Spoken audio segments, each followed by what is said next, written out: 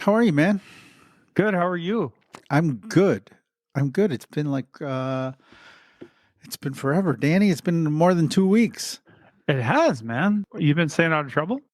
Yeah, relatively out of trouble. I think our season kind of started. We had some spectacular weather here in Chicago. I think you had the chance to enjoy a little bit of that as well. And when that happens around the bicycle shop, everything it just goes nuts. You lose track of the days. And everybody just starts coming at you with repairs and flat tires. I mean, you go from 0 to 100. So yeah, it's good. It's good. How about you? Yeah, good, man. Just it's already, I don't know, today was kind of crazy. I had a lot of stuff going on today, but mostly, work and all that. Or you were But out of town, it looks like, right? I mean, yeah, were you? that's partly why it was busy because I Hmm. took Thursday, Friday as PTO. Okay. But yeah, we Sarah and I decided, well, I have to give her credit. She decided Hmm. for us, if you will.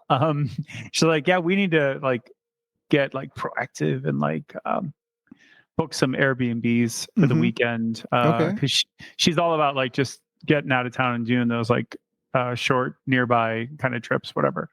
And I like that too. I'm just kind of lazy when it comes to actually doing it. Travel is Um, hard, Danny, as I'm told by my wife quite a bit. it's it's weird. I'm really good at planning big complex trips. Uh huh. But short little ones, I don't know. It's weird. It's kind of a paradox, I guess. But Hmm. anyway, so we went to Michigan. We went to a little town called Fenville, Fennville, and it's near Saugatuck, which Mm. is right on Lake Michigan. Okay. Fenville is just like a hop, skip, and a jump inland. Anyway, it was really cool. We got this, maybe the nicest Airbnb we've ever had. Just super nice, and it was kind of in this wooded little kind of hideaway. But anyway, yeah, super nice. But yeah, we got away for the weekend. Went up Thursday, came back Sunday. Got mostly really good weather. How far is that from Chicago? 2 hours. Okay. Also not terribly far. Yeah, it was just fine. Hmm. Got up there, and I actually brought my bike because I had to do an FTP test. Well, uh, so I was afraid. I'm like, this guy. I'm like, now, what did I make you I'm like this. afraid of? I'm like this guy. This guy rented an Airbnb to do his FTP test. I'm like, he went he drove hours away, rented an Air. I'm like, you're really taking this So this thing pro. seriously, Danny. I It's like, had my own pit crew yeah. and everything. Like it's like one of those training camps because I think you did a photo of this open road and you're like FTP Yes. test and I'm like, oh man, this guy is really taking it seriously because 3 or 4 days earlier I had received a text from you about a power meter. You're like, Yes, I broke my power meter. I'm like, I need a power meter. I got an FTP test. I'm like, slow down there, man. You're What do like, you? what's next? EPO? Uh huh. I'm like, oh, you're gonna go for the Masters Championship or something? Oh, Jesus. Yeah. Yeah. So, but I wanted to ride my bike. Mm-hmm. Yeah. But it was actually just sheer coincidence that I had my FTP test. My coach put it on my schedule Mm-hmm. for Friday, and at first I was like, "Oh, wait, I'm going up there." But the more I thought about it, I'm like, "Actually, this works perfectly." Sarah loves when I get out of her hair for a couple hours, Sure. anyways. Yeah. So yeah, so I did that, which was good. It's 20 minutes where you just ride flat out. Mm-hmm. And then you take that. The idea is there's kind of a very well-known kind of protocol. You can do it different ways, but there's a very well-known protocol that's been around for a couple decades. So you do as hard as you can for 20 minutes, and then you take your average watts, not your normalized power, but your average watts, and then you multiply that by 0.95, and then you take that number and then you deduct 5% off that, and that gives you your FTP. And so that is supposed to effectively, the reason you take 5% off is the idea is the FTP is like what you can do for 1 hour in theory. And so the 5-person, most people can't ride 1 hour. It's such a mental challenge, let alone physical. And so the idea is 20 minutes is pretty doable for most people. So you lop 5% off that, and that accounts for like what it would probably really be for an hour. So anyway, so I did that, and that's just something, if you're kind of like training and you're semi-serious or serious, you do that like, it varies. Some people say do it every 6 to 8 weeks. I've usually done it like 3 times a year because I'm just me. So once you do that, you get your FTP, which is like that magic number. That's, again, in theory, that's something you can hold for like an hour. And then once you have that, though, actually the most important thing I think is it establishes all your zones. So your heart rate zone and your power zones. And basically your coach can update all your zones and then plug them into your little workouts and be like, okay, ride tempo, ride threshold, ride endurance, ride recovery, et cetera, et cetera. And then you just have your zones kind of set up there based on that test. So hopefully you do a really good test. It's a valid test. You go into it super fresh. It's basically like race day, right? And then you do there's a protocol for like warming up for it. Yeah. And it all sounds... So the warm up. Let's take a step back. So before the actual test, how long do you warm up? Like, what is the protocol that you had for the test? Mine was pretty straightforward. Basically, you want to be kind of moving on the bike for like a half hour, give or take. So inside that half, and again, you could ask 10 coaches and they probably have 10 different versions, but this one's, I think, fairly common. There may be tweaks to it, but basically it kind of worked out perfectly because it was about a half hour to the spot. And I could talk about how I found that in a minute, which is always like an interesting challenge. But inside that 30 minutes, I do 1 5-minute effort. I ended up doing 4 minutes and 30 seconds, 4.5 minutes. But you do it all out, like all block. So that's higher than your threshold. That's getting more into like VO2 max, kind of your super high red zone. But basically, you try to do 5 minutes where you're kind of hanging on for dear life. So the idea is it does tire you out a little bit. So you don't go into the test too fresh, because that'll skew the data. That'll skew the results. So the idea is, the week before I was having very chill, like 1 hour endurance rides, like super easy, no efforts. I had like 2 days off. And then the day before you do some openers. So you go out and you do some like 12-minute efforts, a couple of those, just to work, a couple sprints, all out sprints, just to really wake things up. And then, so that protocol is half hour, 5 minutes, all out, 10-15-minute recovery. And then you do the 20 minutes. And then after the 20 minutes is done, you just ride home and have like a Gatorade or whatever you prefer. Sure. Okay. Power protein shake. Yeah, because in theory you've gone pretty hard for 20 minutes, right? Yeah, so I was really happy. I'm obviously not a disciplined, high level athlete, but I've done probably like the 6th or 7th FTP test I've done. It's like anything. There's kind of like a meta thing about it. Like you just get better at the tests. And so I was just very. I wasn't anxious, but I was I just wanted to make sure, because I haven't tested in 3 years.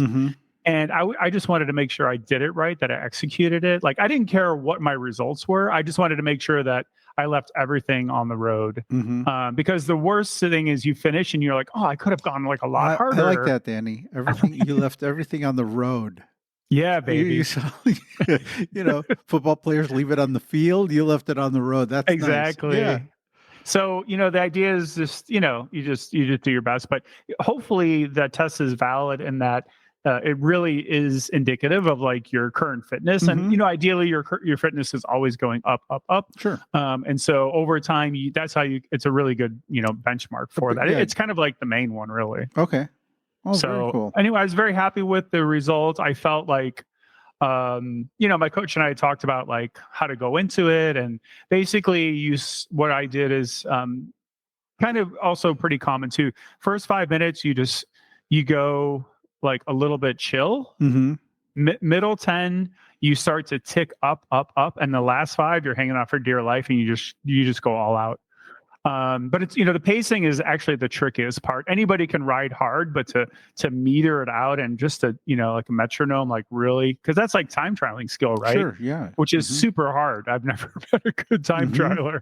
So it's like everyone can go super hard and be like, I got this. And then like 3 minutes later, you're like, oh fuck, I don't got this. Yeah. You or really 13 or 13 minutes later. You really need to know yourself, or understand You really yourself. do. You really need to listen to your breathing. You don't want to get too focused on your head unit screen. You don't want to be over obsessed with like power numbers, heart rate.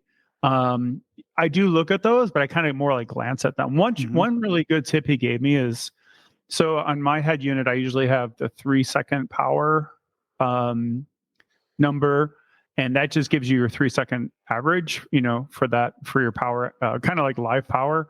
And then there's the lap power. So that's the average for the lap. You just hit your little button on your Garmin or whatever.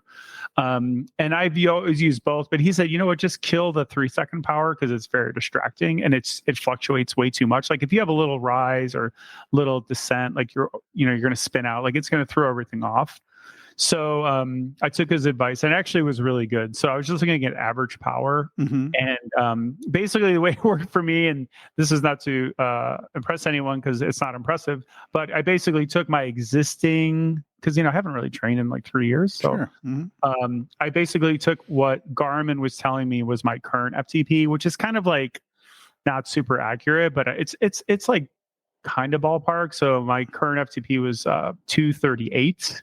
And so what I did is I just went out at 240 for the first 5 minutes, but I actually was doing 250 because I felt like really, really good. Wow. And I didn't feel like I was taxing it too much. So I'm like, I'm just going to do this. And I was holding 250 like really comfortably.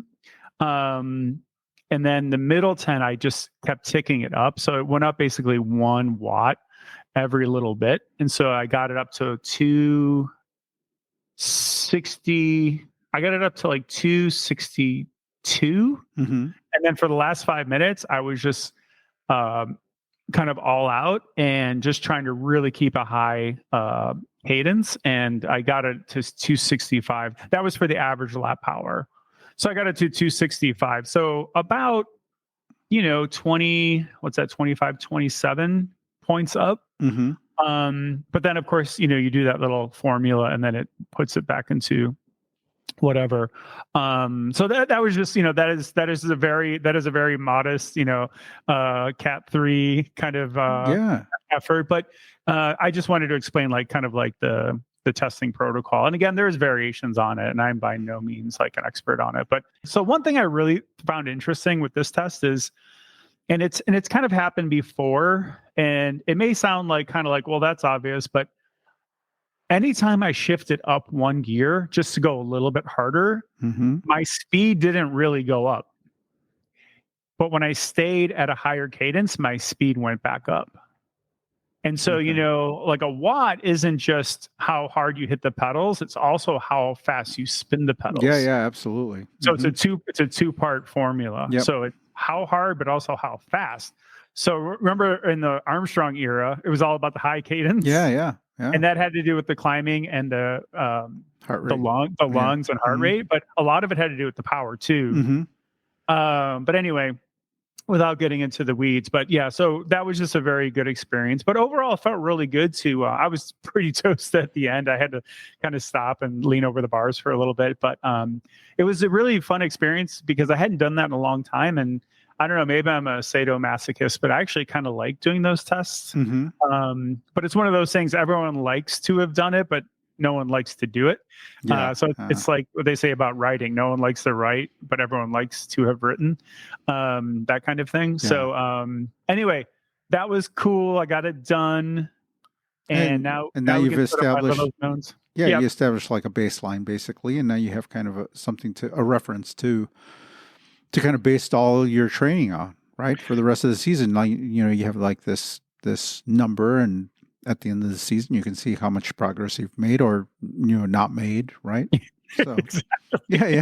yeah. Let's hope for the former. But yeah, so when I went to Colorado, that's when I first got like, because I hadn't looked at numbers in years. Because Mhm. like, why would you? Mhm. Because I was just noodling around. But as I was doing a couple of those climbs up Flagstaff, it's like, bing, you have a new FTP, and it's like, yeah, because I hadn't gone that hard in like literally 2 years. Yeah. And I'm overweight right now and all this kind of stuff. But excuses aside, it was like 238, and I was like, oh, that's kind of lame because I used to be higher than that. I used to be around 300 when I quit training, and so I'm like, okay, but I was also like 25 pounds lighter. Sure. Yeah. So but that was my benchmark. So then I did Colorado 10 weeks, Mhm. nothing too crazy, but I was trying to ride pretty consistently, did some really fun big rides, and then since I've been back here, I've been trying to like take it up. So I think a 25-point jump is pretty good. My Mhm. FTP is probably more like 260 Mhm. right now. And when I quit, I was probably near 300. So it kind of makes sense because if you take into consideration, my weight and just conditioning, like not having done a lot for 2 years Mhm. during pandemic. Anyway, yeah. So my little bike nerdery No, yeah, adventures. you're having fun with it. I mean, Yeah. that's the. I mean, I guess that's why we're kind of into it. Yeah. Once you start, it's hard to pull back. Exactly.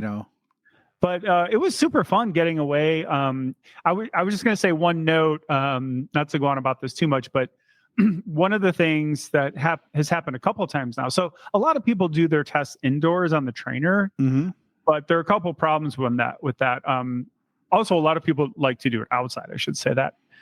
For me, I'm definitely in the camp that most people, I think it's fair to say, go harder outside Mm-hmm. than inside. There's just whatever's going on. There are probably a bunch of things, but whatever's going on, people just tend to go harder and put out better numbers outside. The tricky part is, so depending on how fast you are, you need a certain runway, Mm-hmm. and you don't want to have any interruptions. Sure. So and I was thinking about this, like, why doesn't someone come up with an app? But for me, I was looking for about 8 to 9 miles. That's for me on that day. You got to take in the wind a little bit of consideration if there's a strong wind, which there wasn't, which was great. And then how kind of rolly the course is. Mm-hmm. I mean, it was Michigan where I was. It was pretty flat. A couple little things here and there, but nothing significant. So I was looking for about 8 or 9 miles. Like obviously a much faster rider would need like 10 or 12 or who knows. But I was able to find it, but it wasn't easy. And I was spending like some time on Google Maps. It's got some cool little tools there where you can look at distances and, but finding a stretch that has no stop signs, mm-hmm. no lights. It's actually super hard. That's really difficult in America. It's really hard. Yeah. You might think some people might think it's not. It's really hard. I tempt people to go and try to find 8 or 9 miles without. So there were stop signs along the way, but only 2 ways mm-hmm. that were friendly to me because I was on like the main road. Okay.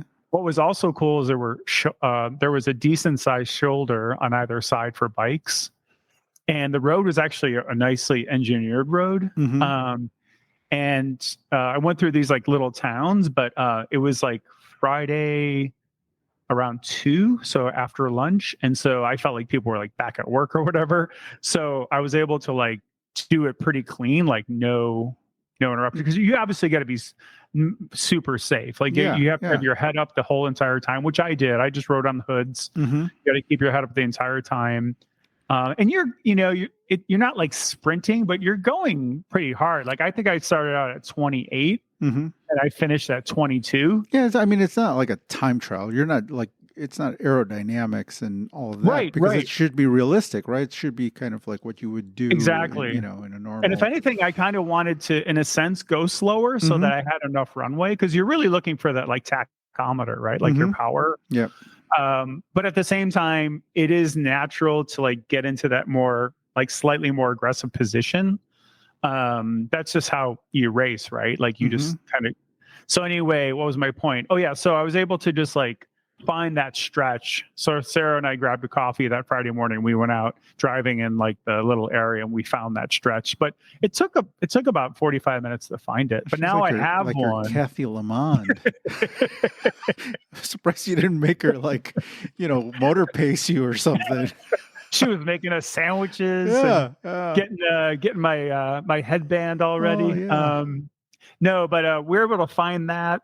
That was cool. And the last time I did it was in DeKalb, my alma mater. I went out there and I found a stretch there, but it wasn't perfect because it had this one section at the end. I thought I probably won't need to go that far, but I ended up needing to go that far, and it was a little bit dicey, but I made it work. Anyway, these are just the challenges of like a nerdy wannabe bike racer. But it's really tricky to find. I tempt anyone to find like an 8-mile stretch, unless you know some great farm roads, which basically this was. Everything around me, like you saw that picture, that's basically what it was. But I really lucked out. Like that was just a perfect stretch. I mean, so in theory, you could do a FTP test uphill as well, right? I mean, your power is power, right? So, I mean, if we had a hill, yeah, if you had a hill, but I mean, if you had a good climb, like a nice 20-minute, 30-minute climb, you could do it that way as well. Is that, or do they prefer you to do it on a flat road?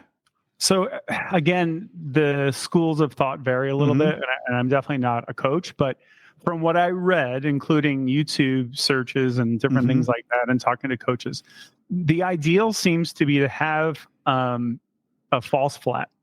Okay. So anywhere from like 1 to 2 to 3%. The problem is like I could go like to Colorado and do Flagstaff, like that would be plenty, right? The problem is when it's too steep, it's really hard to pace it because it's so easy to go in the red, like too high on the tachometer. Gotcha, yeah. And then you can't kind of come back. Some people do proper climbs and they do their tests on there and it works for them. And you'll see, like, I saw some very legit like YouTube folks like doing stuff like that. And again, I think for some folks that makes great sense. But for whatever reason, I kept seeing like flat is probably good. And then ideally you just have a little bit of a false flat. So like a 2-3% would be kind of like perfect. So cool. Yeah. You know what? It's a thing. It's not, FTP is not just for bicycle racers anymore, because I've had customers come in with Pelotons and, that have bought like, nice. That have bought trainers, invested in a nice kind of a Zwift setup, who are doing, indoor FTP tests, they have no aspirations to be racing, with a license and stuff, but they're doing FTP tests. They are trying to establish baselines for themselves. And I think when I first started hearing that a few years ago, it was that's what kind of motivated me to get set up on Zwift, was that, I had kind of what I would consider regular everyday people coming into the shop talking about FTPs and watts and things like that, and and so that kind of opened my eye to the fact that it was crossing over into the, at least somewhat mainstream, the recreational rider was getting a hold of this technology and starting to use it in their basements, and yeah, I mean, it's interesting, because until then I'd never really played with power.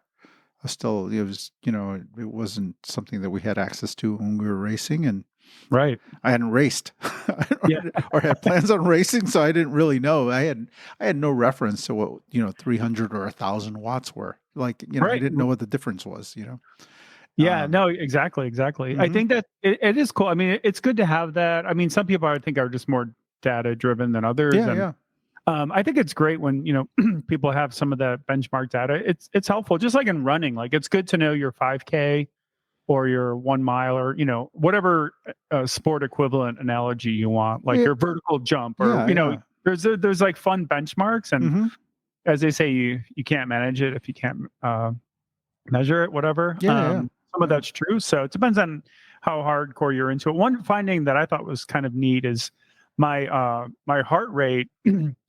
When I was in the last 5 minutes, I was kind of doing about 176 for my heart rate. And so my heart was, obviously enough was just like ticking up the whole time. But my max heart rate now is probably around 185. So I was only about 10 under my max, which would be like all out sprinting. Mhm. But it's like just that idea that you're ramping it up. I just thought it would be, I didn't know what I would think it would be. Obviously, the healthier you are and the fitter you are, the lower your heart rate. But it was pretty high. So that probably just speaks. I mean, I was rested, but I probably just need like more conditioning. But nonetheless, it was kind of just forget all that stuff. It was just kind of fun to just like ride hard for like 20 minutes, like in that kind of test. It kind of just, I don't know, just sparked some of the old feelings of just like trying to like get fit and get, kind of go fast. And one fun thing my coach, because my coach is really funny actually, and he was like, "Man, you should put speed on your computer, like show the speed." I'm like, "Oh, I never do that because speed is kind of like irrelevant in a way." And he's like, "Oh, but it's so fun. Like, put it on." So I did, and it's kind of cool when you can sit there at like 28. Yeah. It definitely came down toward the end, but I think I averaged like 24 and a half. But it's kind of fun to just like cruise along and see your speed. I mean, who doesn't love that? Yeah. So that was fun too. But yeah, maybe I'll probably test again in a couple months or something like that. It's just good to benchmark it. But yeah, and then you just see like Matthew Vanderpool with like 400 FTP, and you're like, oh god. Yeah. Well, his max. I mean, my max right now is probably 1100. His is probably like easily 15, but possibly more. But yeah, it's really that long-term power that's scary. Like you can see like in some races, I think in Roubaix, they were like, yeah, he did like 350. I don't know if that was for the last 3 hours or something, but I mean, you just can't even imagine it. You're like, what? Like, what? It makes bike racing, if you enjoy watching bike racing and having your number, like that is very interesting because it puts all of that in perspective. Yes. For you, and you kind of, I think that's one of the reasons why for Americans it's hard to understand cycling, because it's hard to appreciate the speed and the effort when you're watching it on TV. For the average person, it's someone riding a bike, even if they're going really, really fast, it still looks slow, compared to like Formula One or, car racing or whatever it is, they're on a bike.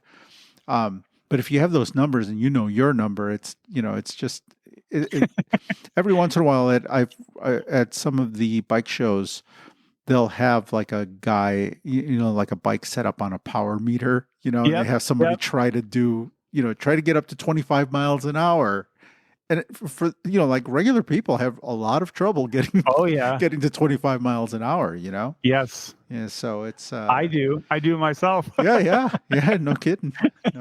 So, yeah, no, it's actually a really good point. And, I think we mentioned this before, but always said, Bernard Hinault, the great French rider, always said, it's one of those things people look at bike racing and, they kind of just think, oh, not so hard because everyone did it as a kid. They rode a bike. So they associate it with childhood. Yeah. Which is kind of fair. I get it. But it gives you a new respect. And you see like some of these numbers and you're like, wow. Yeah. But otherwise, what was really cool about Michigan is, and I've been up there a bunch, is people were like so friendly. Like when I went out that day, I ended up doing like a little over 2 hours. It was just such a nice day, but like all the drivers, like I'd come up to like a two-way stop where I had the right of way, but these cars were like, they clearly had plenty of time to like pull out. Like they were basically waiting politely for me to go by, like, like overly polite. And they were like waving and I was like, oh, hi. Like I had to get like used to it for a second. I'm like, oh, hello. Were you waiting to hit me or what? And, one car had like a roof rack, so I could tell they were cyclists. But that happened like 3 times. And then anytime people pass me, they have those like rumble strips, but like in the middle of the road, in case you're like drifting over or like sleeping or something, God forbid. But I kept hearing that, meaning people were going out when they passed me. Even though I was on the shoulder. So people were being like very, very safe. And the riding up there was like really, really nice. Okay. So I had a really good kind of cycling experience getaway. And then the rest of the week, we just celebrated. We had some fun. So I didn't touch the bike for the rest of the So weekend. it's just Friday riding, and then the rest of the time. Well, that's good. You got to bank a little, some relationship time. Yes, money in the love bank. Yeah. Did you guys enjoy the same weather that we were having in Chicago? A little bit of that nice weather? Or? I think so. It was really nice. It was like in the 70s. Okay, yeah. It's sunny. Saturday, sunny. Friday was like super, super nice. And Thursday we got in after lunch. That was still nice too. Saturday got a little overcast, but was still really nice, and the sunsets were really pretty. And then Sunday, the rain kind of came in. But no, we had a great time and really, really nice riding up there. So it was good. Oh, beautiful, man. So you're holding the shop down? Yeah. Just that with that break in the weather that we had, last week in Chicago was basically 70 degrees every day, roughly. In the 70s, and so that when you get a little stretch of weather like that, people start thinking bikes. They start pulling bikes out. They start thinking about the bike shop. The phone calls start coming in, and the repairs start coming in. We got big pile of repairs. People buying bikes, so that kind of continues to be a thing where people are coming in to buy bikes, and that's a good sign, because with all the talk of recession, you didn't know what to expect, but people are still buying bikes. Kids still need a bike, and people still going off to college, and I being out in the suburbs, I'm not surrounded by a lot of people that are worried about spending $600 or $700 for a bike, for a kid going off to school or something, or camp. So they're buying bikes, and all the bike companies have sales going on right now. And I do Cannondale. Cannondale's got a big, they have a big sale going on. They're clearing out a lot of I keep getting emails for it. Yeah. And they just extended the sale, and Good for them. Yeah, you know what? And there's some really good deals to be had. So if you're interested in buying a bike, man, check out the Cannondale website, because there might be something there that works for you, and like even for like real basic bikes, they've got some great deals going on. For $450, you can buy a basic Cannondale mountain bike right now, which is cheaper than what you're going to find a bike at Costco or some of the department stores. So I did the quick scroll, and like there's legit, like some of them are like I saw a couple that were like almost $1,000 off. Oh, easy, yeah. And those are like legit bikes. Legit bikes, legit sales. The prices come down. Some would argue, and me too. I think we talked about this before, that maybe the price of the bikes are just back down to where they should have been. Like the prices are just coming. The prices had gone through the roof, and what you were getting on a bike was pretty mediocre for what you were paying for a bike. So I think some of these some of these sales have just kind of put bikes back to where they should be. Maybe slightly cheaper. So I'm hoping that this is a trend. I'm hoping that everything kind of comes back and settles at a more accessible price point, because what I had seen early in the season, back in January and February, some of those bike prices were just outrageous for what our average hybrid, what you were getting on an average hybrid bike. So far so good. I've had, there's product out there. People are buying bikes, and the repairs are coming in. I've got I got Tom starting at the shop, so now I got 2 mechanics at the bicycle shop, and so that's, for people who haven't been following the journey of the bike shop, Tom's an old friend of mine, and we worked at a bike shop 25 years ago together, and for a long time, and I lured him back into a bicycle shop after some years away from the business, and he is starting to integrate himself into the shop little by little, and that's been really cool. Like he was in the shop today. He's been in the shop a little bit the last week, and building wheels and kind of getting up to speed, and getting reacquainted with working in a bicycle shop, and encountering some of the new modern stuff, because some things he just hadn't he hasn't seen. He hasn't had the opportunity to see. The last time he was working in a bike shop, it was in the city. So some of the mountain bike stuff that we see that comes through our shop, it was not, it's not common in the city shop. And so, he had his first taste of like 12-speed mountain bike, one by setups and tubeless and, really kind of modern day mountain bikes. And he was just kind of amazed and kind of poking around at it, like like it's some sort of strange thing from another planet, Yeah. That sounds exciting, man. Yeah. Wow. You, Earl, and your new guy. So it sounds like it's like full on. You guys are jamming now. Yeah, I'm slow. I'm taking it easy. So Tom's only in maybe a couple of days a week. He's trying to figure out what his schedule is going to be, which is fine with me because it's also what I'm realizing is that trying to bring somebody else in, someone new, acquaint them with everything that's going on, reorganize the shop in a way where that's good for him. He needs things organized. Mechanics are very particular about where their stuff is at, and tools and their tools. Oh yeah, and don't mess with the mechanics' tools, man. Yeah, no, you don't. Got to get his toolbox in there. So I mean, he's not fully integrated, and I realize that it's probably going to take a moment. For him to. It's going to take a little time for him to be fully settled in. This is. I realized that this is going to be a year of transition for the shop. So with that. I'm just kind of taking this season to kind of try the different things, figure out what he wants, reorganize the store completely. And so I don't have any real fixed ideas about things because I want their input because I want them to be happy. I want them to stick around and, that's the plan is that, give him a fun workplace somewhere where he's happy to come and work every day. And I think that'll translate, to the clients. I've already been able to do things with him in the shop that I wasn't able to do before.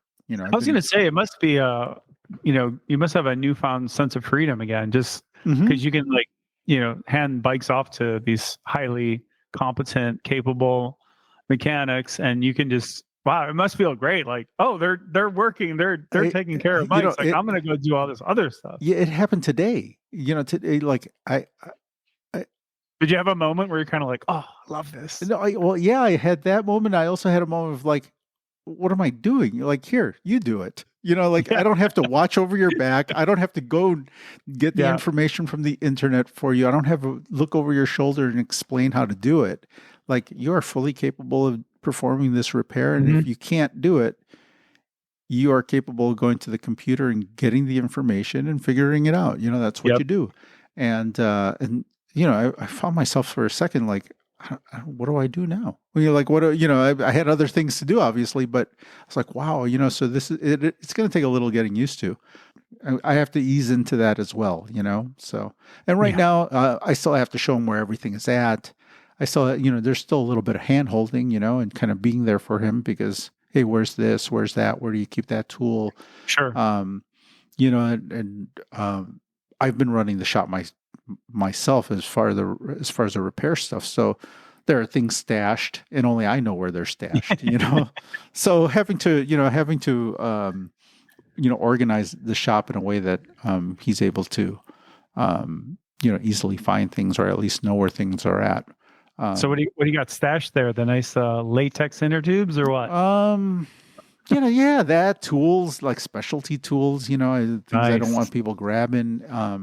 Repair parts like high-end repair parts and things like that only I know how to, that would only come into play if I was there working on it. There's like a drawer full of little bits and pieces, and if you don't know where that's at, first of all, some of the kids that are working at the shop wouldn't even know what it is. And second of all, like some of that stuff is really expensive. You can have a little drawer full of stuff and it could be $1,000 worth of bits and pieces.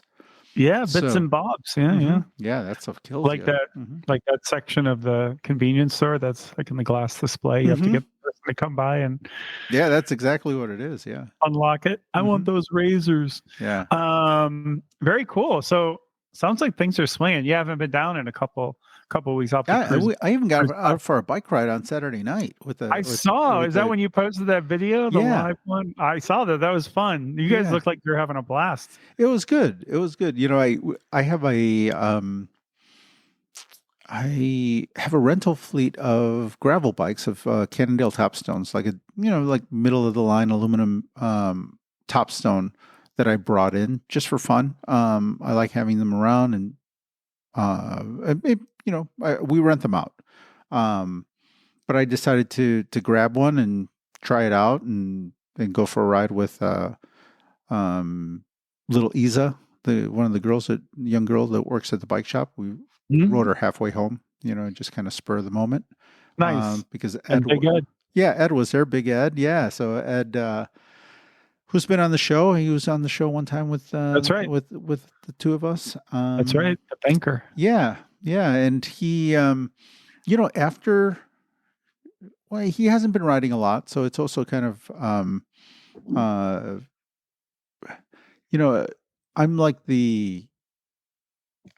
the person that has to get everybody to ride.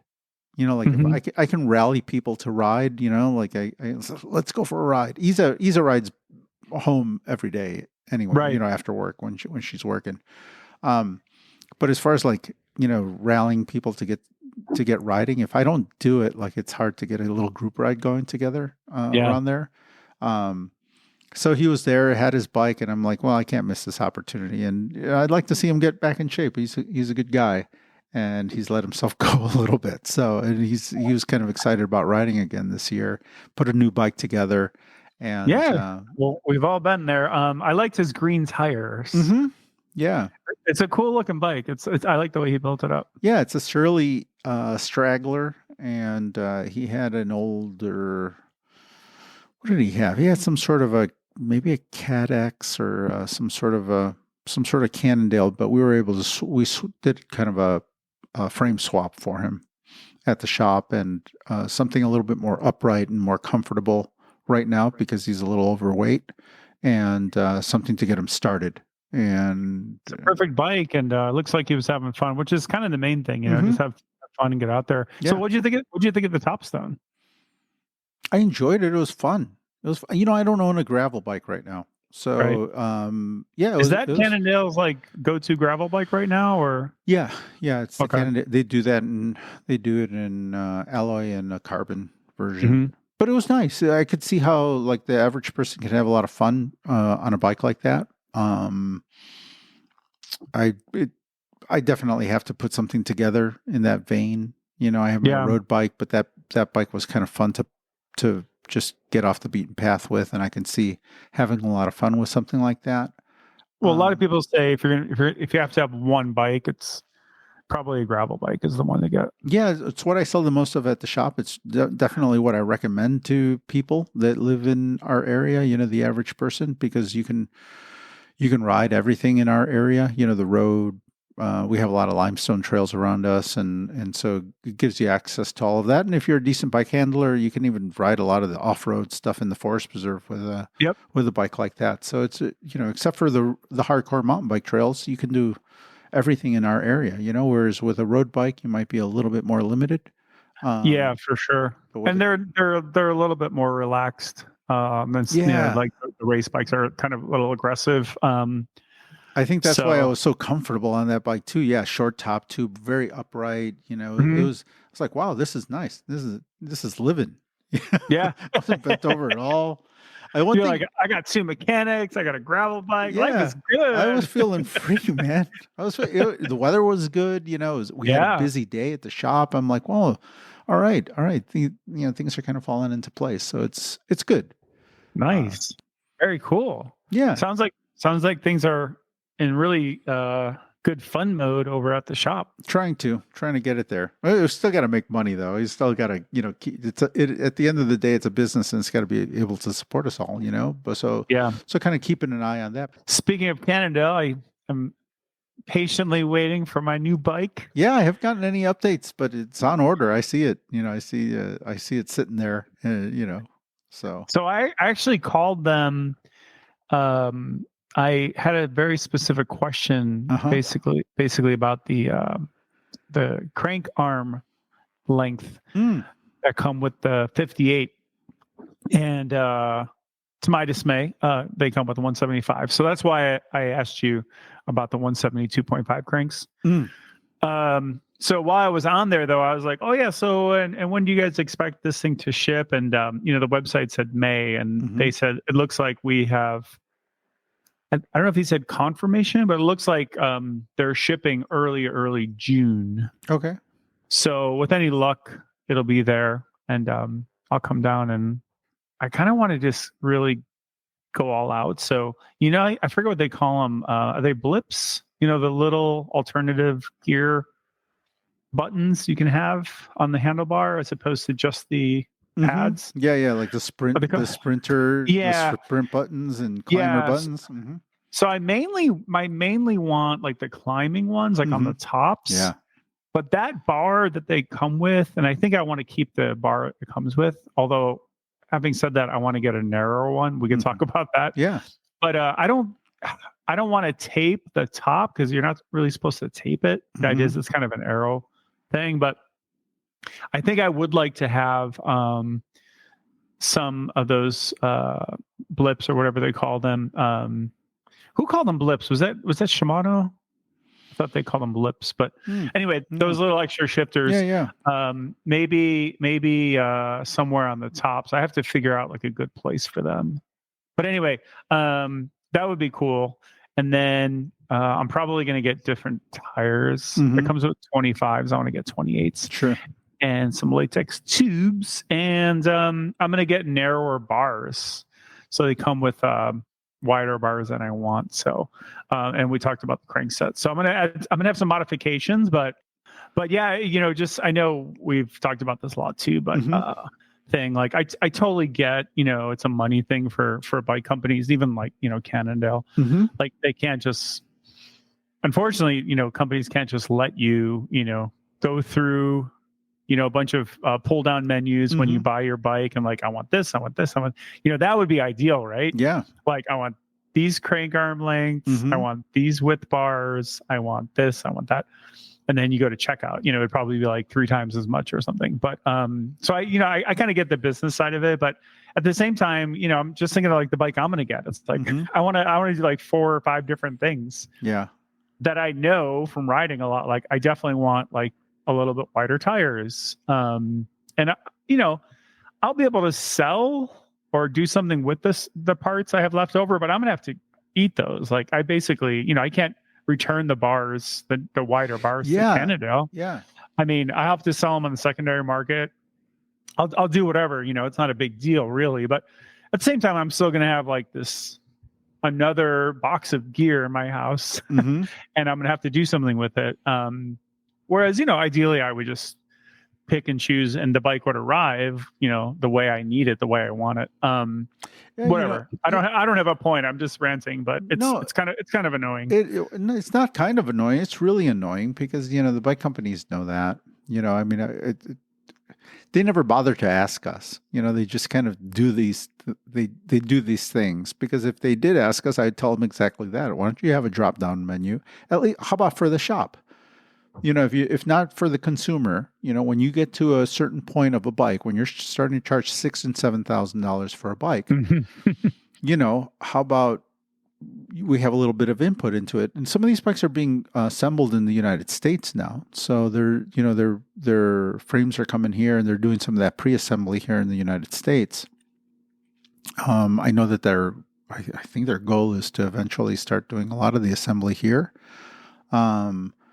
I don't know where they're at in that, but I know they have they opened a facility down in Georgia, and they're doing some of that down there on some of their nicer bikes, which means that they're getting frames. They have a bunch of raw parts laying around, and then they do all the pre-build there. I don't know how hard it would, I'm sure they would take a couple extra steps, and logistically it might be a little cumbersome for them to do it, but I think you'd end up with a much nicer product if we were able to say, hey, I need a 42 bar on that. I need the 172.5 cranks on that. How about this? We used to do it that way. It's like it was all done that way. There used to be a company where we would, you get the frame, and there was a distributor where we'd call, and that's exactly how we'd order a kit. It's like, I need 170 cranks. I need 53 42 chain rings. I need a 42 bar. I need a 110 matching stem. Yep. We used to do that. That used to be the way good old things were days. done. Yeah. Obviously, I think it was a little bit easier back in those days because things were a little bit more standardized. Seat posts and quills, and now there's so much more specific stuff. But if you're dealing with specialized shops, and you're dealing with Cannondale specifically, then they should have all that stuff laying around. I think that would be a really baller move on a bike from a bike company. Amazing. Yeah. I mean, I think if a bike company did that, it could really set themselves apart from everybody else, because there's nobody. Does Canyon do that? Do they do any of that where you can specify any of that stuff, or you just buy a complete bike from them? I've never gone through that full process. I think it's just the latter. It's a complete bike. You can, you choose the size, and then that's pretty much it.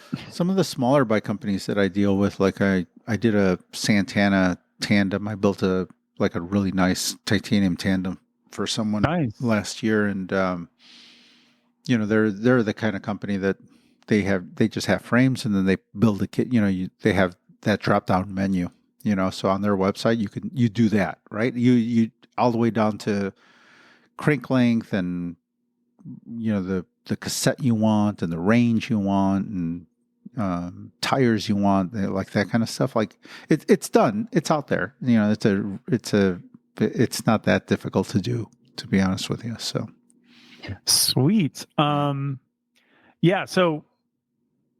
I've already started to see so that specific Evo that I'm ordering, the Evo 1, I've started to see little trickles. Is it in the wild? There's a YouTube video of some dude. I think he's in the Czech Republic, but he's like a bike shop mechanic, and he does one of those builds. Okay. Those like very luscious, like bike porn kind of videos. Yeah. With some cool music. It's actually pretty short, but it's the same bike, and I think it's my size too. But I'm already drooling a little bit, really? So can't wait for that. That's going to be fun. We can do one of those with you, Danny. Yeah, shirtless, building a bike. Oh God, slow mo. I'll do a nice 3-camera shoot when when the time comes. I better start doing my planks. That's so funny. I don't have much of a news roundup, but just a quick one, Joe. Yeah. Hold on. Let me open the doors to the newsroom. Hold on. All right, it's here, even though you might not be able to hear it, but it's going. All good. Well, just not to go back into the weeds too much, but we haven't spoken, so we had Paris-Roubaix. Yeah. Not sure if you got to catch any of it or the highlights, but they were pretty epic races, the women's and the men's.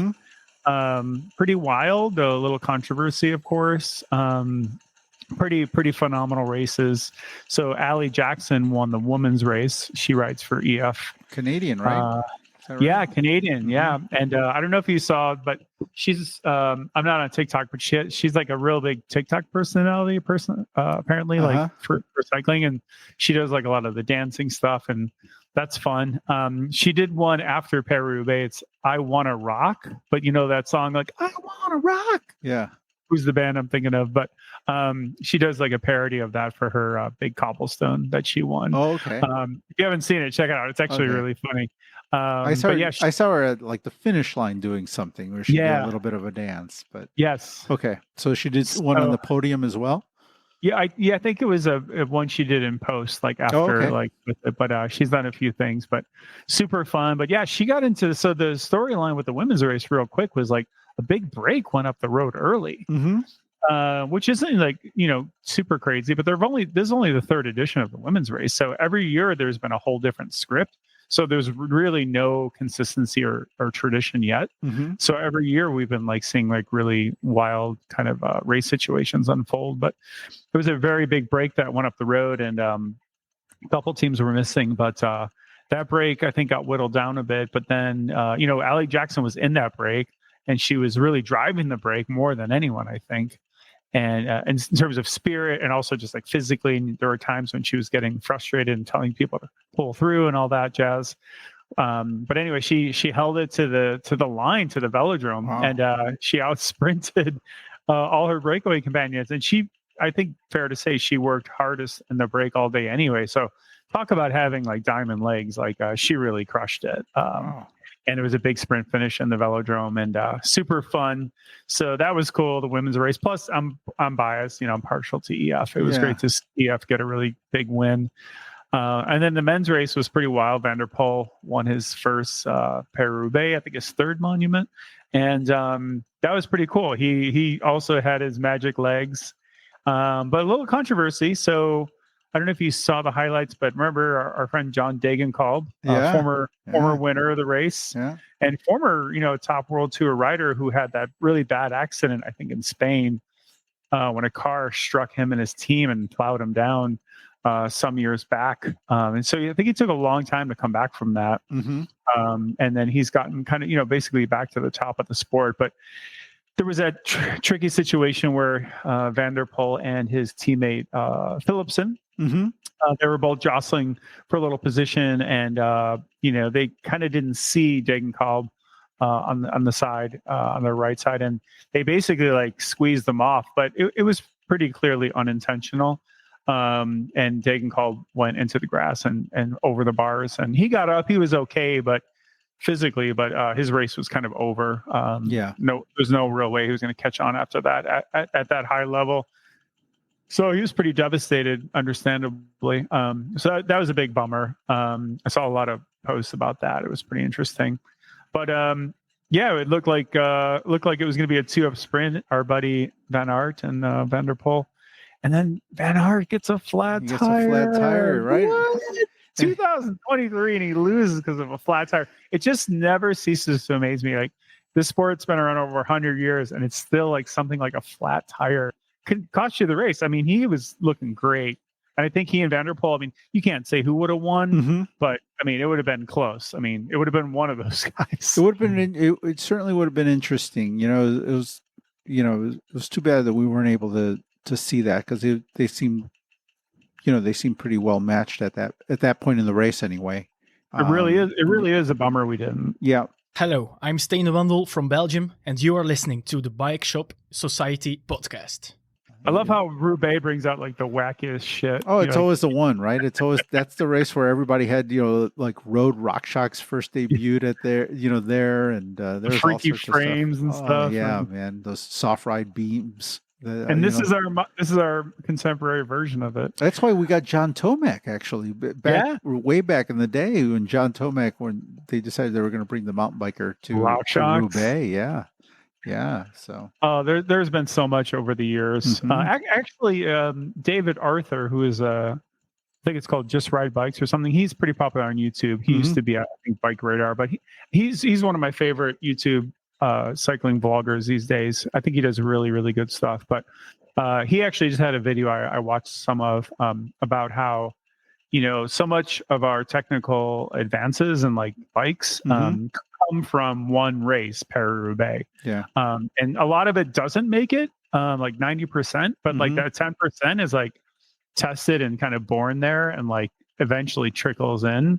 And he made some interesting comments, like Van der Poel won on a Aero Road, like Canyon's Aero bike. Like, it wasn't a special bike, which is kind of insane. All he did was put slightly wider tires on it. Oh. But that's his Aero Road bike that he rode at Flanders and Milan San Remo, or which he won as well. And anyway, it's just kind of cool if you're into that kind of thing.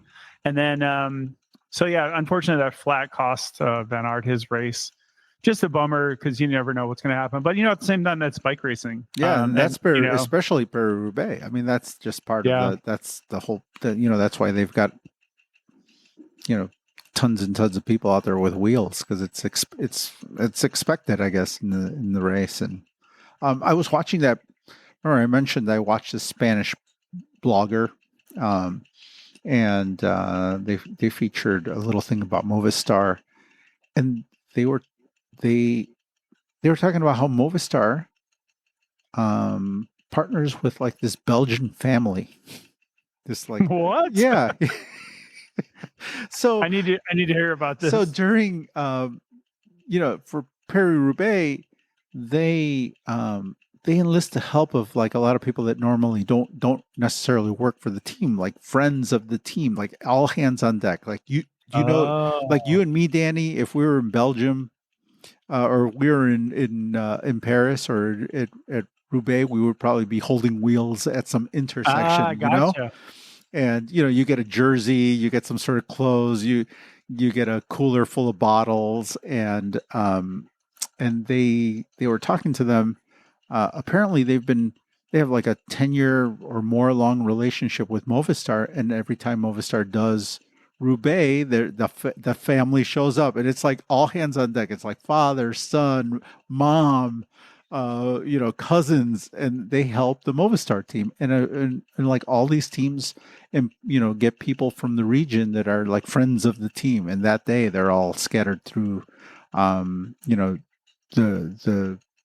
race with wheels and water and whatever else that the team supplies them with, in exchange for a bunch of swag. And that is so cool. And just to say you did it, right? Yeah. Maybe get a photo. Yeah. No, and for folks who maybe don't know exactly what we're talking about, but like, Roubaix of all races, I mean, all races are pretty tricky, really, but Roubaix may be the most, you can be one of the riders and get a flat tire or break your bike or have some sort of mechanical, and you could be stranded. And there have been stories where your team car will ride past you because there's so much chaos, such a circus, they don't even see you. Yep.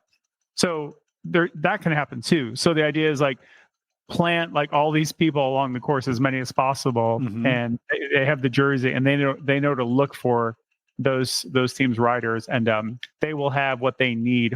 In theory, they can use the math and have better chances to help those riders in need. Yep. Because that's a trigger. That's really cool. It kind of reminded me when I worked for a ticket scalper in high school. Really? My friend, I remember his name was, I think, Vince Goggin. But anyway, he knew, I think it was his brother or his brother's friend, but he's like, "Hey, you guys want to make some money?" And we were just like sophomores in high school, and I'm like, "Yeah." I'm like, "What do you want us to do? I'm not doing anything weird." But he's like, "No, man, just stay out overnight at the what was it, Sport Mart?" Oh yeah, at the Sport Mart on Cicero, 95th and Cicero. I think there was a Sport Mart over there, and they had a Ticketmaster. That's where you had to go there, or Rose Records, or yes. Yeah. So he would set us up there. He would bring us pizza. We'd have our folding chairs and blankets, depending on the time of year. And he would give us a little bit of cash, and we'd get the rest of it on delivery. So we'd have to stay up all night in line. And then we'd take turns like taking naps. And then in the morning, we'd buy, 8 tickets, whatever the max was, to like Bruce Springsteen. Oh, wow. Like whatever big show. And, he'd give us, he'd pull up right before the sale and give us like the big envelope of cash. And then we'd buy as many tickets as you can get. And then he'd be in the car, and we'd like hand him the tickets, and then he'd cut us our little $50 or whatever it was. And, to us, that was like a lot of money. And we're like, wow, that was great. And he would just go around to all the Sport Marts, and he had a whole network of people. His that's old school. That's so old school, man. That totally old school. It's like Fast Times at Ridgemont High. I was gonna say Fast Times. Yeah. So what a throwback. So Paris-Roubaix was, again, all that stuff aside, it was still pretty cool race. There was that lead break with the men's, just to finish up on that. Like, I mean, that was an insane group. That was like Van Aert, Van der Poel. They had Mads Pedersen, couple other guys I'm forgetting. Like it was pretty crazy, but you have to hand it to Van der Poel. He pulled it off, and it was pretty awesome. Oh yeah, Philipsen, his teammate, he was second, and Van Aert got third. So then, Joe, we had the Amstel Gold race. We had in the women's race, we had Demi Vollering. I didn't catch the women's race, but I did catch the men's race. The men's race was interesting. You know, they have that different finish now. It doesn't finish on the Coburg, that big crazy climb. And Pogačar won. But what was kind of two cool things about it? Well, one cool thing and one controversial thing, but I don't know if you saw, but Ben Healy was second in that race, and he actually beat Tom Pidcock. So Healy is like this. So he races as an Irish rider. I think he's actually born in the UK. And he's on, that's EF, right? He's EF guy. So he's on EF as well. So that was really good. He's had a string of really good performances this year. He's been a little bit of a revelation, but what a great ride. He's kind of like, I think he's a second-year pro. And just he's a small guy. He's like a real compact kind of like climber, but apparently really good for the one-day races. So that's kind of exciting. Like he could be like the new hot rider to kind of keep an eye on. So that's cool. Irishman. Yeah, he's an Irishman. I think, I don't know, I didn't look it up, but I think he was born in UK and eventually declared, to race for Ireland. I don't know if his parents are Irish or what, but very cool all the same. He has basically an English accent as far as I can make out. But then Pidcock was third. So you haven't had a decent Irishman since Nicolas Roche, and he's only half Irish, right? Yeah, but you might be forgetting we've had a couple guys, and I'm just drawing a blank myself on the main guy, but the sprinter who's won the tour stages. I'm just forgetting his name now. Now you totally threw me off. What's his name? Never an Irish sprinter? Yeah, who am I thinking? Sam Bennett. Oh, that's right. Right. Yeah, that's right. But I think you meant more like overall, like climber GC guy. Yeah. It's been a long. That's right. It's been a while since you've had somebody kind of in that, who could win a 5-day race or 1 day, classic or something. Yeah, Nico Roche was definitely like the last of that kind of guy. Ended up being more of like a domestique and occasionally won some stages, and it was great. Now he's racing gravel actually in the U.S. Did you know that? Is he really? Nico Roche, yeah. Oh, just having fun. He was in Ben Delaney's video. They were at one of those big gravel rides races. Oh wow! And he jumped into it. I think he got like top 10, something crazy. But yeah, interesting dudes. And the only other thing that was interesting out of Amstel, well, there were a lot of things I caught the last couple hours, but Pogačar dropped Healy and Pidcock in a small group there and sold it away. But it was, he didn't, well, obviously he was dominant, but if you want to just compare it, like Healy was pretty close. Like Healy was in like, at one point, like he was clawing back time. Like Healy just looks like a fighter, man. Like dogged, like just not giving up, which is scary in a rider, like, if you're a rival. But he was clawing back, and at one point he was close to 20 seconds back to Pogačar, which was really kind of impressive. Around that same time, I think that's when the controversy blew up. So I don't know if it was, I think it was the race organizer's car was in front of Pogačar, and it made me cringe just watching it, and I didn't even see all of the worst parts. And then it really kind of blew up on social later.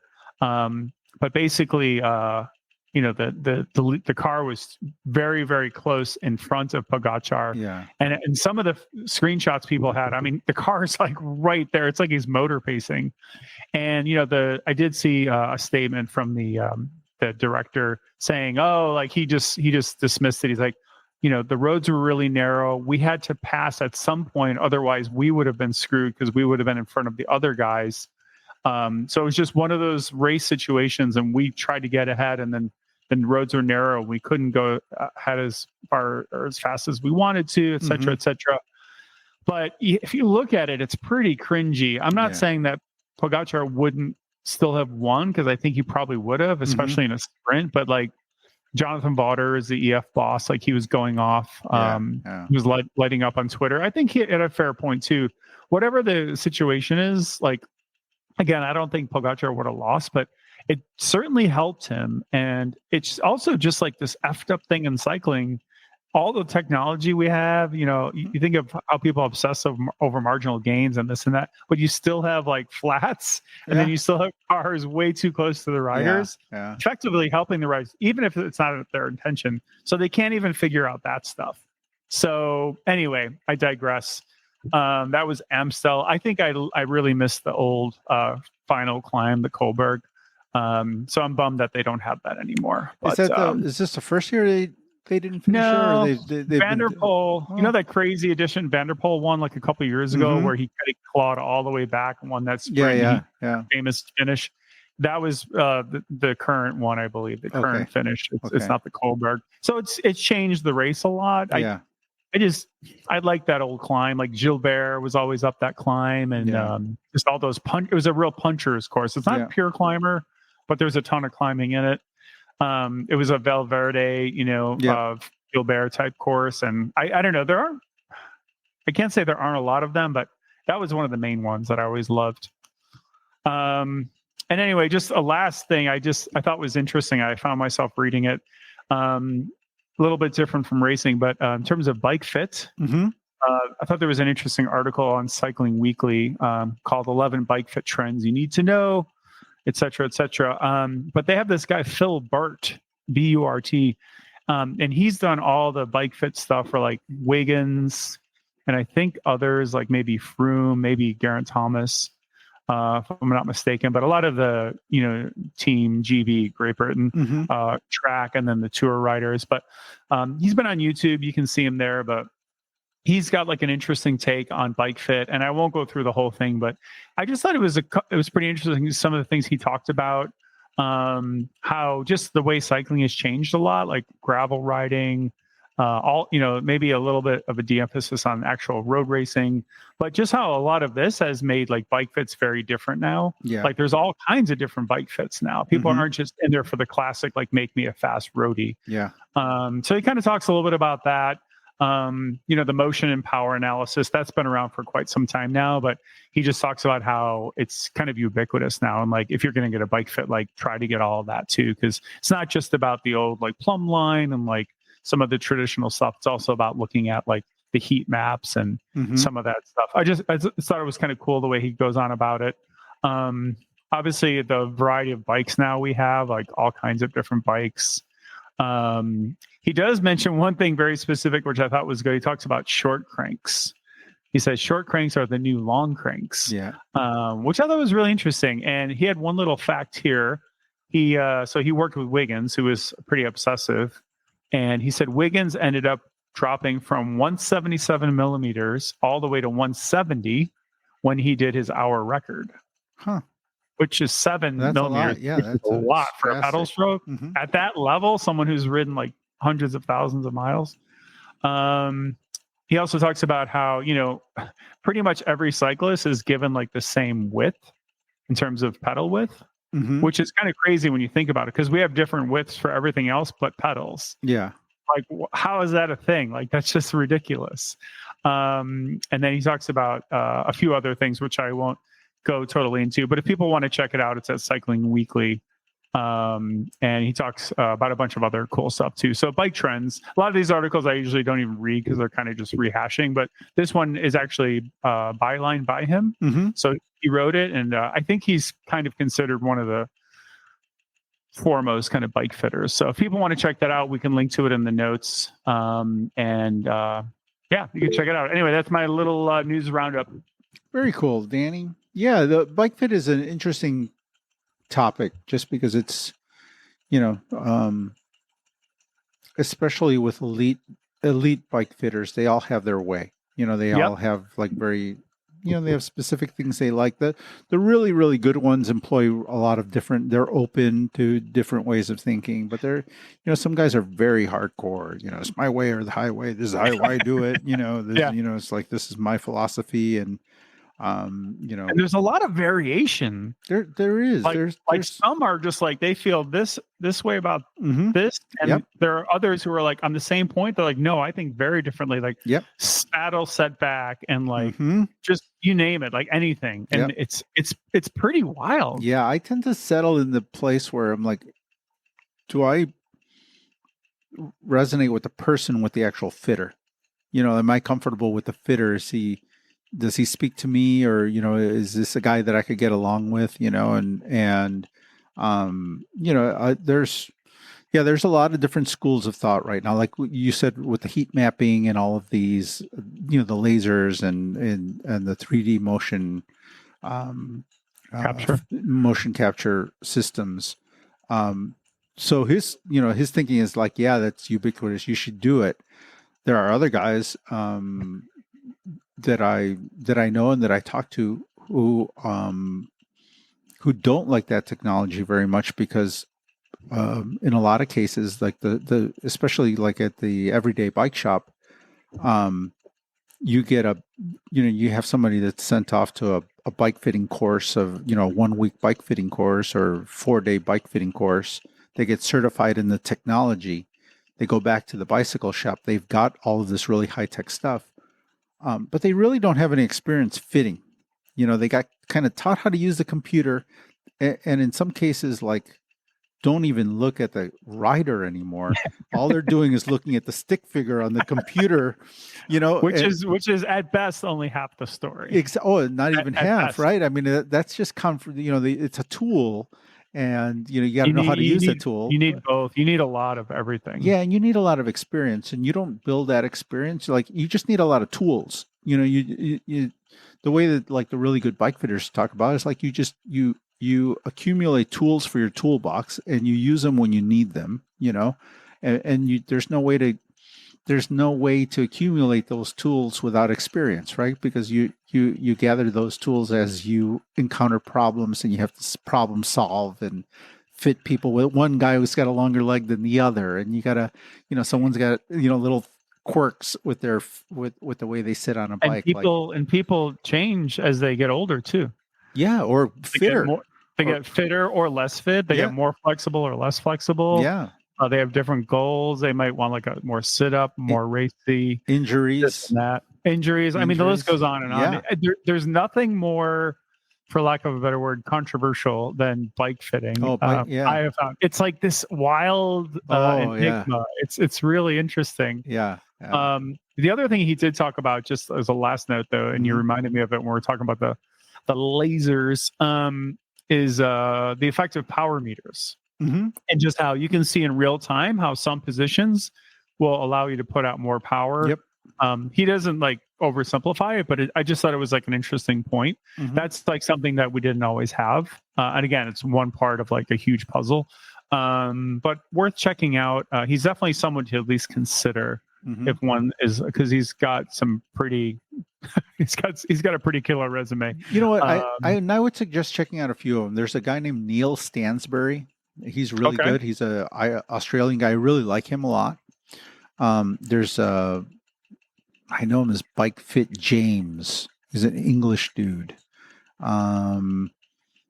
He's a little rough around the edges, but a good bike fitter, very good bike fitter, kind of very into what he does. Bike Fit James. There's a Scottish guy too. Mm-hmm. Oh, with the Shimano, he has a whole Shimano setup. It's just him. Yeah, I know exactly who he is. Interesting. He's an interesting dude. Yeah, and I watch him too. I mean, I watch a lot of different bike fitters. Because I think it really is kind of important to get a little bit of everybody's point of view, because there are things that everybody kind of agrees on. So I think after you watch a certain amount of these, you're like, okay, these are universal things that kind of apply across the board. There's, 6 out of the 8 guys are saying the same thing when it comes to this. The majority of people say the same thing when it comes to that. So you can kind of draw a baseline. Now that there's very particular things that, the guys kind of get off on, kind of their opinions, and the art of it kind of comes into play. Yeah. But I think that there are certain things where all those good bike fitters kind of agree on certain things, and for the average person, most of those things, if you get those things right, you probably have a pretty good bike fit. Then those little things, those are all things that you can kind of play with a little bit, or, some of it has to do with experience. Some of it has to do with your fitness, the type of riding you do. Some of these guys are used to doing real pro bike racers, and if you're not a pro, some of that stuff might not apply to you, I'd say a lot of it. Yeah, a lot of it doesn't. But some of those other guys, like some of them work with a wider range of people, maybe not so many elite athletes and more casual, riders. Yep. And so some of their techniques apply, maybe a little bit more to you, so. Yeah, and it's funny. So the Scottish guy I was thinking of is Kinetic Cycling. Coach. Yep. Yeah. But I do know Bike Fit James too. I've seen a number of his videos, and he's got an interesting take. He's a bit saucy. Yeah, he is. What's interesting about him, coincidentally, Joe, Bike Fit James, he has a lot of followers on Instagram. He has a lot. He's an interesting guy. He definitely has some very specific opinions, which kind of just illustrates what we're talking about. Like they're very passionate. But he talked about Theo Gegenhardt and how he worked with Theo Gegenhardt before he won the Giro. And he wasn't trying to claim like I helped him win the Giro, but he did talk about the specific changes he made to Theo Gegenhardt's position. And there were pretty significant changes when he was on Ineos, and he still is now. It's a pretty interesting world once you start getting into it. Yeah, and I love it. I know you like it because I know you're into bike fit as well. Yeah, as somebody who's like, I'm like looking, I've been studying it hard, and like if I'm going to do it, I'm really going to do it, and that's part of the process at the bike shop. Is just like before I can get to Fit Studio and all that stuff, I have to button up some other things, but it's certainly something that I got my eye on. There's a lot of really good people who aren't on YouTube or on social media at all that I know of, that are also really good. So, people that have been doing it their whole lives, and people, the guys that I really admire, the guys that are doing it without any of that technology. There's some, there are some guys out there they have the eye, they have the experience, and they can do it. They can still do it with like a goniometer, and a ruler, a stationary trainer, and knock it out of the park. Just with, they know how to look up and size up a rider and somebody on a bike. And I would put myself I don't consider myself an expert, but I can definitely get somebody pretty good on a just stationary trainer. Just sit up there. Let me take a look at you. Ask you some questions along the way, make some adjustments, and I can usually get people a lot more comfortable and make them a lot happier on a bike.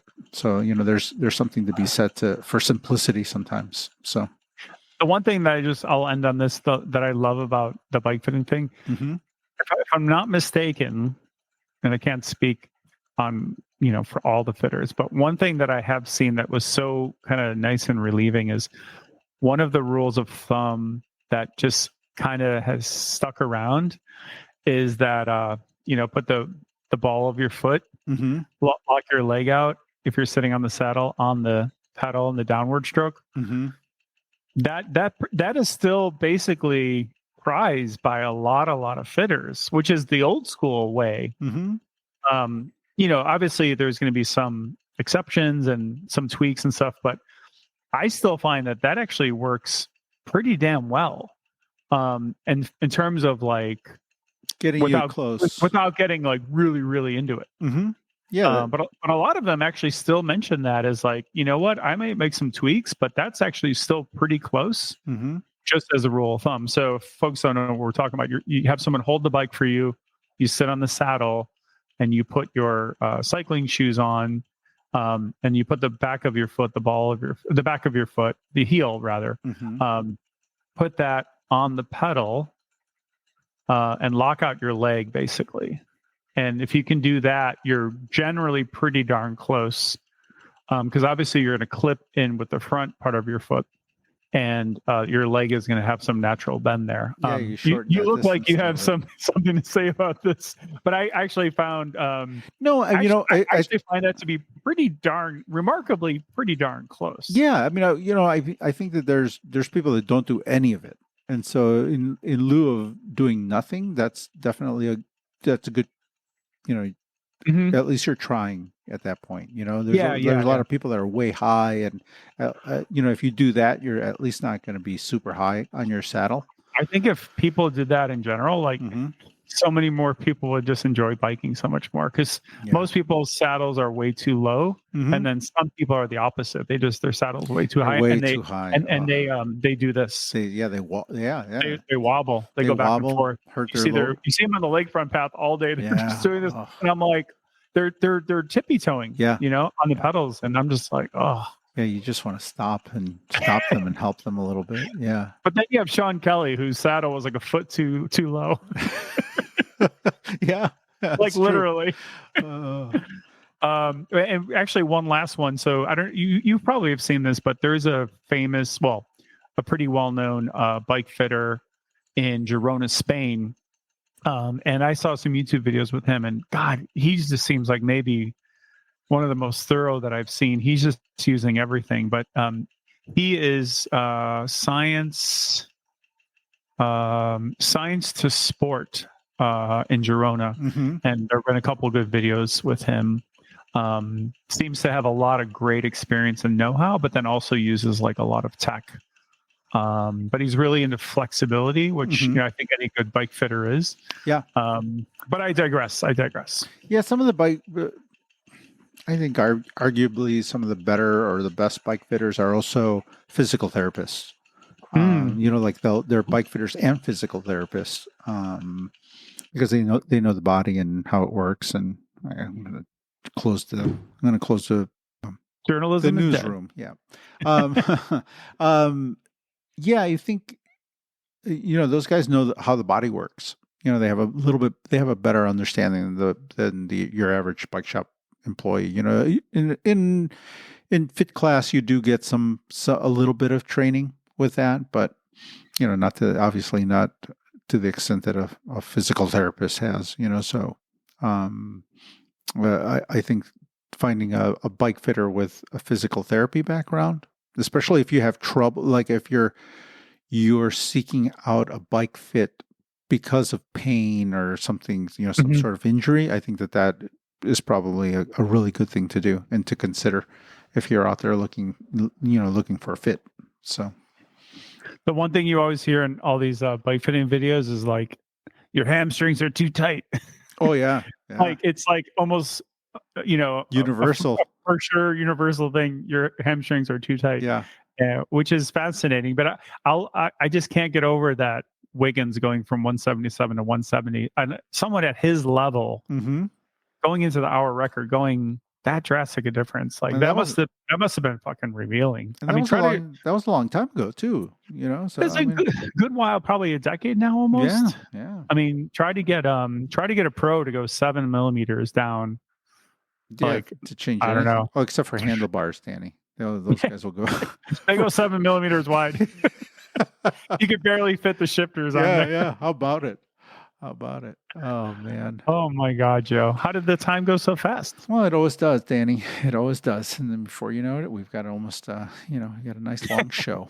So. There you go. Well, this has been fun. We had to catch up. We've been on hiatus a little bit. Yeah, a couple of weeks. Just a lot of stuff happening, around the shop. All of the season kind of came out of nowhere, and we'll try to bunch these together now from now through the rest of the season. Sweet. Well, looking forward to catching up some more, and we have some good racing coming up. Yeah, middle of the Ardennes Classics. One of my favorite races, Liège, Bastogne-Liège on Sunday. And then that puts an end to Classic season, right? I mean, pretty much season's over. Mid to near late April, and then what's happening Giro, next right? month? We're at the Giro d'Italia. Right at the Giro already. Jeez, we're already Grand Tour season. Flying, dude. It is. I mean, can you believe it? That's crazy. I kind of like the idea of watching the Giro because I love the classics as much as anyone, but they're a bit frenetic. They're a bit high caffeinated, and I'm kind of looking forward to. The GTs, there's just a little bit more of like a slowdown effect. Like let's just see how this script unfolds over 3 weeks, and let's see the characters come out and the revelations and the this and the that. I kind of like that slower, longer narrative, even though that racing is fast too. Yeah. But it'll be nice to have a little. It's the great cycle. I love the cycle. But yeah, we're gonna have a good last week here with the Ardennes. Cool. Well, I think that's enough, Danny. That's plenty. We just That's drifted. so We much. just drifted back into bike racing. So We ended this 20 minutes ago. All right, man. Until next week. Talk to you soon. Ciao. Bye.